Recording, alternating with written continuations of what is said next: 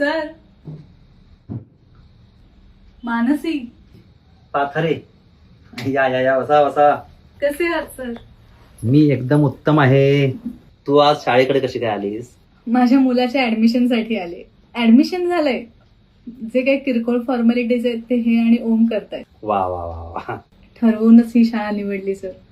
म्हटलं ज्या संस्कारात ज्या शिस्तीत आपण वाढलो तेच संस्कार तीच शिस्त आपल्या मुलांना सुद्धा मिळाली पाहिजे. खरंय तुझं. पण आता संस्कार करणं, शिस्त लावणं हे काही शिक्षकांचं काम राहिलेलं नाही.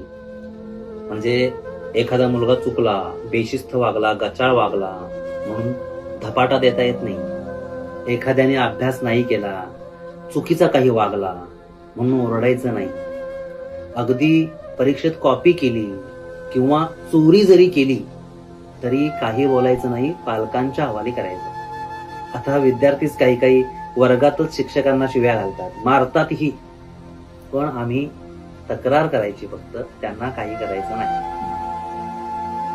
अगं चुकांचं जाऊ देत. एखादा विद्यार्थी परीक्षेत नंबरात आला, काही स्पर्धा जिंकून आला, काही छान उत्तम काम करून आला तर कौतुकानं त्याच्या पाठीवर हात ठेवायची सुद्धा भीती वाटते आता. मग शिक्षकांची आता कामं काय?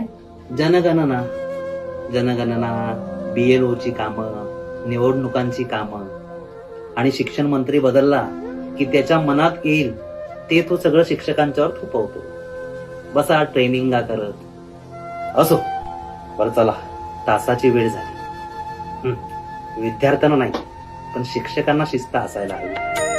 सुसंगती सदा घडो, सुजन वाक्य कानी पडो, कलंक मतीचा झडो.